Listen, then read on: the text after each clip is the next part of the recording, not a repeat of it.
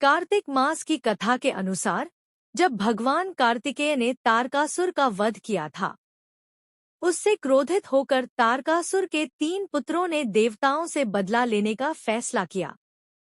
तीनों नाम थे तारकाक्ष, कमलाक्ष और विद्युन्माक्ष। करने के लिए पहले तीनों ने तपस्या की और तपस्या के लिए जंगल में चले गए।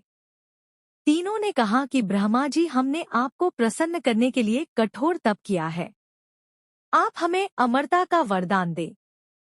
ब्रह्मा जी ने कहा कि मैं आपको अमरता का वरदान नहीं दे सकता, लेकिन तुम इसमें कोई ऐसी शर्त रख लो जिसके पूर्ण होने पर ही आपकी मृत्यु होगी, वैसा वरदान मैं तुम्हें दे सकता हूँ। ब्रह्मा जी के वचन सुनकर तीनों ने बहुत विचार किया और ब्रह्मा जी से वरदान मांगा। तीनों तारे अर्थात नगर जब अभिजित नक्षत्र में एक पंक्ति में आएंगे और उसी समय कोई व्यक्ति अत्यंत शांत अवस्था में हमें मारेगा, तभी हमारी मृत्यु होगी और हमें मारने के लिए उस व्यक्ति को एक ऐसे रथ और बाण की आवश्यकता होगी जो बनाना असंभव हो, सिर्फ उससे ही हमारी मृत्यु हो। उनकी इच्छा सुनकर ब्रह्मा जी ने कहा, तथास्तु, आप तीनों के इच्छा के अनुसार ही होगा। विश्वकर्मा जी ने तारकाक्ष के लिए स्वर्णपुरी, कमलाक्ष के लिए रजतपुरी और विद्युन्माली के लिए लौहपुरी का निर्माण कर दिया। ब्रह्मा जी से वरदान प्राप्त होने के बाद तीनों असुर बहुत प्रसन्न हो गए। इसके बाद उन्होंने सभी लोकों में आतंक फैलाना शुरू कर दिया।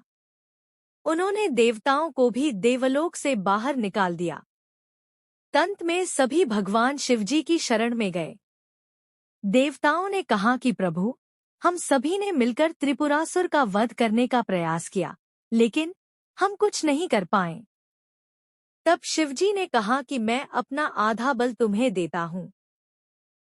लेकिन देवता शिवजी का आधा बल सहन ही नहीं कर पाए।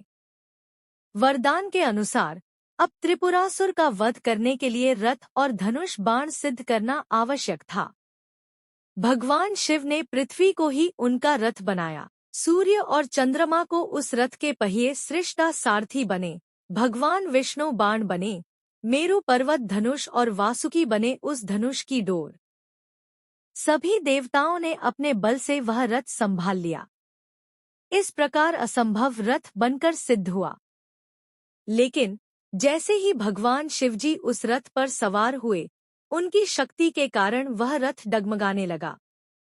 तभी विष्णु भगवान वृषभ बनकर उस रथ में जुड़े। वध हुआ उस दिन कार्तिक पूर्णिमा थी। तभी से भगवान शिवजी त्रिपुरांतक बन गए।